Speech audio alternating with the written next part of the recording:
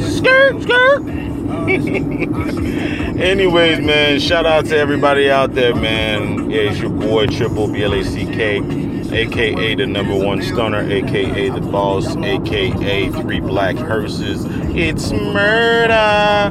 Anyways, man, make sure you guys subscribe, hit the like button, and share this. You know what I'm saying? No Cupcake Zone, man. This is the only time I can really get on there. And, you know, just freestyling. This is therapy right here, man. I listened to a little bit of the Jay-Z Beyonce album, and, you know, I saw, you know, I thought it was pretty good. You know what I'm saying? I mean, I'm a big Jay-Z fan.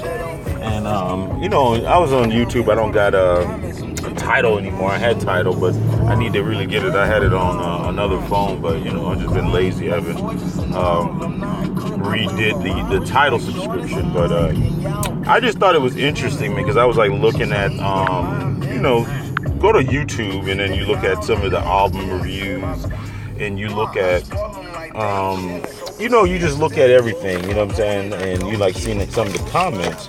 What I saw was kind of disturbing is a whole concept of Jay-Z and Beyonce. Hold on, let me make sure my lips are. I keep forgetting, man, because you know what I'm saying, we on a worldwide platform. But anyways, what I kept seeing, man, I just keep seeing, you know, people making comments, you know, about, you know, Jay-Z and Beyonce, and it wasn't so much about the music, and you know, and it got me thinking, man. It's like, man, you know what, Jay-Z, like especially the pictures before they came out, it makes people it makes people uncomfortable. You know what? Because the whole concept of Jay-Z and Beyonce, especially to hood rats, you know, this is like mostly hood rats and like, you know, the younger generation that's, you know, the bastardized generation, you know, that thrives on dysfunction. It makes them very uncomfortable to see, you know, a couple, you know, a power couple like that. You know what I'm saying? It's like everything is so superficial in our society, man. You know, you can't, like, for every comment, like, you know, oh, this was a good, bad album, you were like, oh, you know what, I love the album, but I couldn't stand Jay-Z part, you know, his big monkey lips, man. Beyonce should be with somebody else or some shit like that. Or it didn't have really anything to do with the music. It just had more to do with like them too. And there was a sentiment, and I kept looking at some of the profiles. The sentiment, I believe, you know, is a lot of the hood rats, you know what I'm saying, to follow this single parent households. You know, Jay-Z and Beyonce makes them very uncomfortable because it does, you know, bring up a lot of feelings some of those people had, you know what I'm saying? It's like, but the whole concept, you got to understand, like a lot of societies approach marriage totally different. You know, they don't look at marriage as this love, you know, this love story and all that, you know what I'm saying? He cheated, he was wrong or whatever, but a lot of people can't look at the bigger picture. You know, Jay-Z and Beyonce can do this. You know why? Because they can do this because they kind of run their own shit. You know, like somebody like Drake, he couldn't get married. He couldn't do a power album with I mean, the only person that he could do it probably with is Rihanna. But he couldn't say, you know, some regular, you know, girl, hey, you know what, I love you and everything is love and all that. They couldn't do it. Nobody could do that shit. Rick Ross couldn't do that shit. Imagine if them making an album and them going to a record exec and say, hey, you know, this is what my album is. This is what I want to talk about. I want to talk about love. I want to talk about functional relationships. But it's like we're so stuck in the mind frame of degeneracy. Everybody want to see degenerate shit. Everybody want to see, you know, Jay-Z probably, if you look at most of his success really came from like Money Cash Hoes, like that whole era in hip hop, the bling bling era. That was like the era that he really became popular. I mean, he became a pop star that way. You know, he was doing Dead President. Everybody, recognized him as a great MC, a lyrical MC and stuff like that. But it wasn't, he didn't really take it to another level until he started talking about Money Cash Hoes, or 5 a.m. I'll be bringing it in, or, you know what I'm saying, or, that type of degeneracy, you know what I'm saying?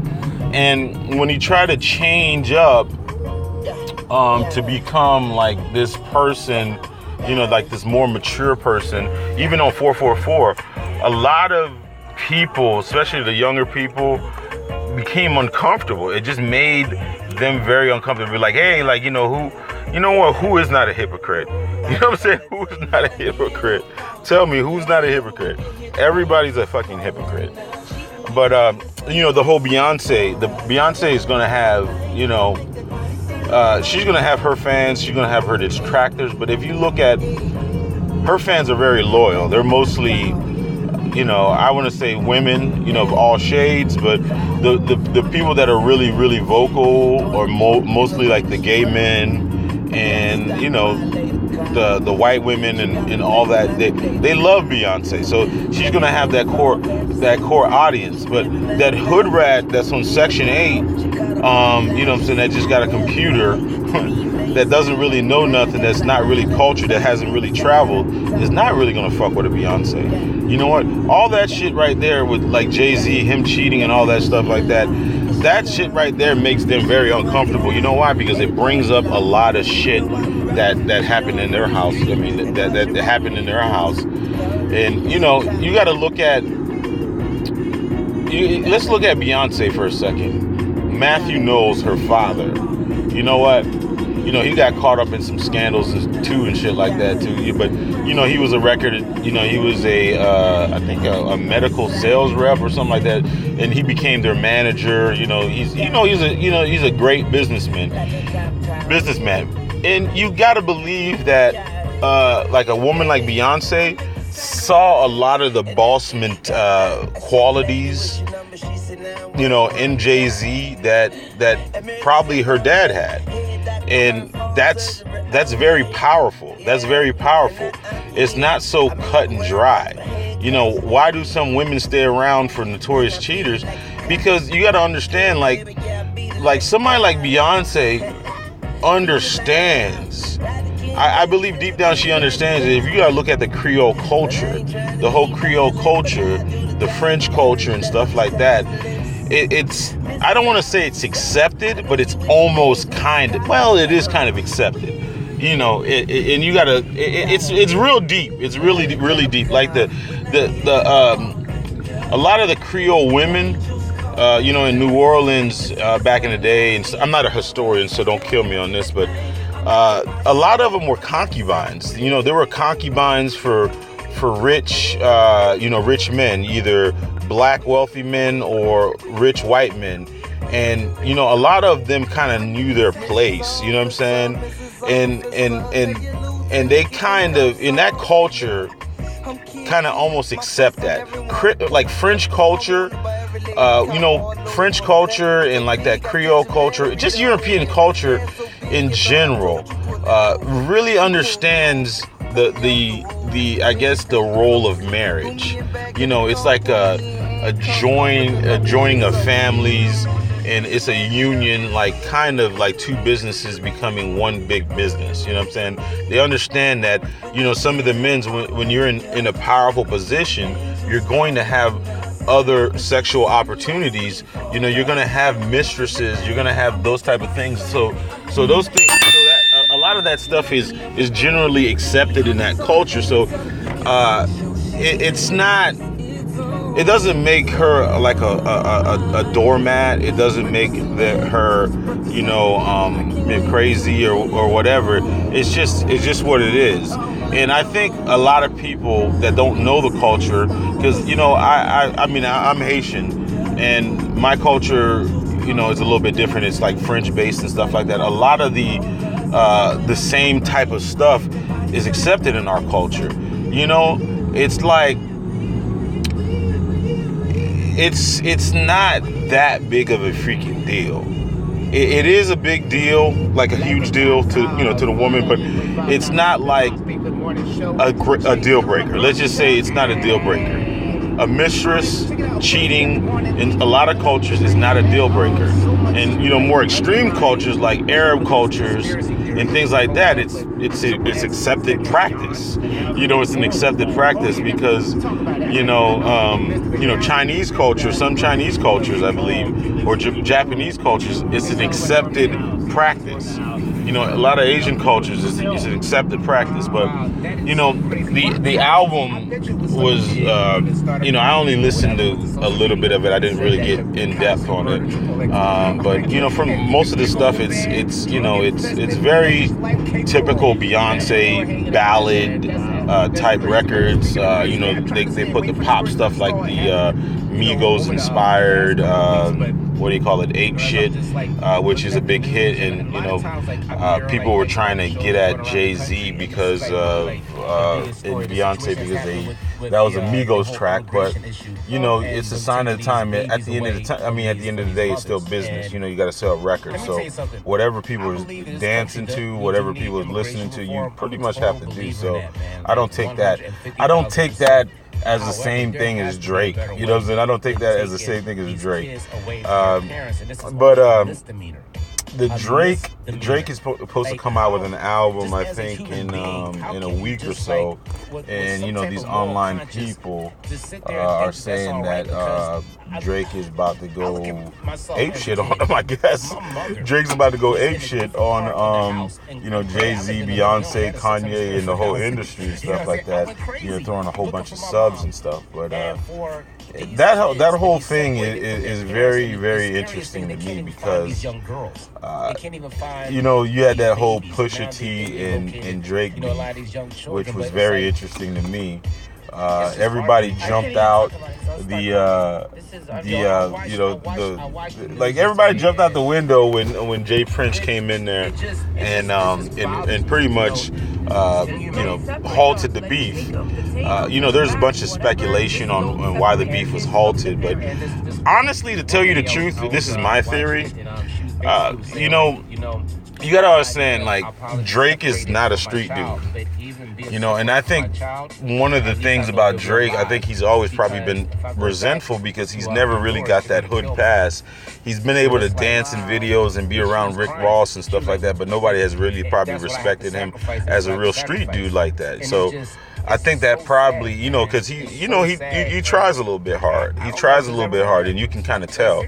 He's not really about that life. He has people around him about that life, which is whatever. It's like I can't doubt the man. He's a businessman. He's being really smart.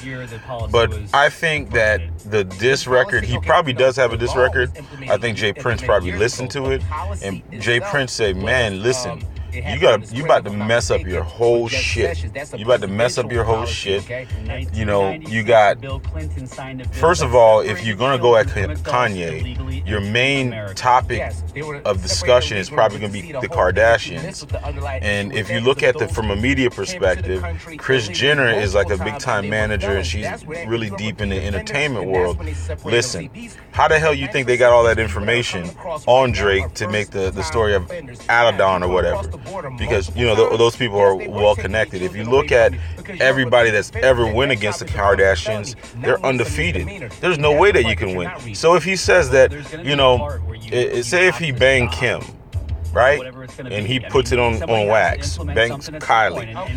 You know what? He's not going to win any damn points on the streets and also in the boardroom for that.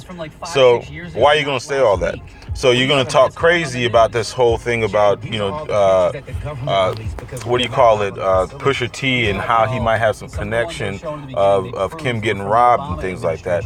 The streets ain't gonna like that because that's snitching, or dry snitching or whatever. You know what I'm saying? Street people don't fuck with that, and plus you're gonna do yourself in. It's like you got caught, not caught, but like Pusha T, just take the L and go on. And you know what? These rap battles, Drake's core fans really don't matter. They really don't matter. Like, you know, that suburban kid that's, you know, dancing. If you look at it, man, if you listen to the radio, man, Drake has probably every other song coming on. You know what I'm saying? So, you know, and that's getting money. And at the end of the day, you know, the street cred is for the birds. The street cred is for the birds. Nobody gives a fuck about the goddamn street cred. You know what I'm saying? Being a dope dealer and a rapper or hey, the biggest battle rappers right now are like Motor Mook and all those. And look at those niggas. Those motherfuckers ain't getting no goddamn money. I mean, they're getting money, but they're not getting no Drake money. They're not getting no, like, any rap battle. Tell me, like, Joe Budden. Joe Budden is getting some money because he has a different platform. But that's a rap battle right there. And he's not getting no money. Mick Mills didn't get no money from battle rapping and stuff. So y'all got to get off that shit, man. It's like it's so fun to say that Drake got, you know, murdered on wax or whatever. But it doesn't matter though. Biggie Smalls got murdered by Tupac, and Biggie still is you know, hailed as one of the probably the greatest rapper alive. I mean, not alive, but ever. You know, he's still in that same conversation. Nas murdered Jay-Z. Jay-Z is still considered the best rapper alive. You know, it's like these people have got you know, murdered in the booth before, but it's not the end of the world. You know what I'm saying? It's not at the end of the world. And plus, I think it was probably smart on Jay Prince to advise him to hold that back, because, you know what I'm saying, money talks, bullshit walks. You know what position that he's going to be better in for album sales? Throwing a whole bunch of subliminals in different songs, like, you know, in a 12-track album against Jay-Z and whoever, and just talking, everybody's listening. So everybody's going to buy that just to freaking listen. So it's not, I don't think it's the end of the world for him. But I don't really think that he could have did any damage. I think, first of all, like, all the Kanye stuff, it's like this guy came out, painted his hair or you know, painted his hair blonde and wore a MAGA hat and stuck next to Donald Trump. Do you think that you can harm him? I mean, he did the Eminem thing, like, you know, on Eminem on 8 Mile, he pretty much dissed himself already. It's like, what are you gonna say if you bang Kim? If you bang Kim and that's all you have to stand on, like, that's gonna be a career ender? No, that's just saying, first of all, people are going to look at me, like, all her core fans who are women are going to look at you as a bitch for snitching, and they're going to look like, you know, and then they're going to make her the victim, like they did with Ray J. They're going to make her the victim, and they're going to make you the fucking what's the name. So Jay Prince, I mean, that's a good thing that he listened to the OG, but you know, Surgical Summer, man, I don't know if Good Music has anything left. I don't even. I'm really curious to find out about the relationship between Good Music and 2 Chainz, because I thought he was still on Good Music's imprint, but I don't know. I don't follow all that. But anyways, man, thanks for listening to my rant. You guys make sure you guys subscribe. You guys like my page, man. Even if you don't like me, dislike me. I said that last time. My feelings were kind of hurt because I had a video where it had no likes. It had, you know, it had plenty of views, but it had like dislikes. But I gotta take that with a grain of salt, because you know what? Invoking some type of opinion is very important these days, I guess. You know, you're probably better off having more people hate you than love you. Because if you look at Tekashi 6ix9ine, you know, that guy right there is all the hate. He's monetized, man. He's monetized all that damn hate, man. A lot of people, you know, Tom, Dick, and Harry want to give some opinion about Tekashi 6ix9ine. And you know what? Let me talk about that that for a minute. Tekashi 6ix9ine. I'm not gonna go out and say that he's a marketing genius, but whoever has his people. I mean, obviously, him being reckless like that, he's being reckless for a reason, and I want to say he's untouchable, but any dumb ass person, especially when in the rap community, that would put a hand on him would be a stupid motherfucker. If you look at the people that's got that he got protection from is stupid. I mean, like, you're dumb, because I think his people are like either his manager or somebody he's related to, not related to, but does business with, is the head of Universal, and I think he's also signed to the top booking agency in the country, and anyways, who he has in his corner is Ari Emanuel or something like that. That's the brother to Rahm Emanuel, who was the mayor of Chicago, which was President Obama's chief of staff. He was President Obama's chief of staff. So Tekashi 6ix9ine, if something happened to him, listen, whoever did it, whoever will do it, trust me, it's not going to be a good thing. I know you guys want to keep it real for the streets and all that stuff. And the people from Chicago, you guys really don't understand how the chess game is played. This guy just went to your city, right, and put on, and you had a whole bunch of savages out there on IG, on Facebook Live, and all this stuff, like giving your location and telling what you're doing. Have a whole bunch of just basically self-snitching and implicating yourself to prove like you're so damn hard. Like, he's like, first of all, like, shout out to Chicago people, man. I'm not, making any disparaging remarks about it, Chicago and these things, but you guys got to be smarter than that. It's like you're telling this kid that has connections to the mayor that he can't come to your city, and if he comes to your city, you're gonna do something. You're gonna do something to him. That's crazy, man. That is crazy. And you're implicating yourself on social media, right? You guys don't understand. President Trump last year talked about bringing the National Guard to Chicago, right? You guys understand that, right? You guys know that there's gang legislation. He's always talking about MS-13 and all that stuff. There's gang legislation, right? You guys know this, right? And you're implicating yourselves every moment with the dude with rainbow hair chasing them around the city. First of all, a lot of you cats that were chasing them around the city, you can't go nowhere. You can't even go to the next block. You can't even go to your next block. Talk about like somebody's banned from the city. Come on, man. First of all, man, some developer. Let's talk about that. Let's talk about that whole thing right there. That whole thing right there is crazy to me. How just ignorant like some people could be. Just ignorant, man. Like some developer.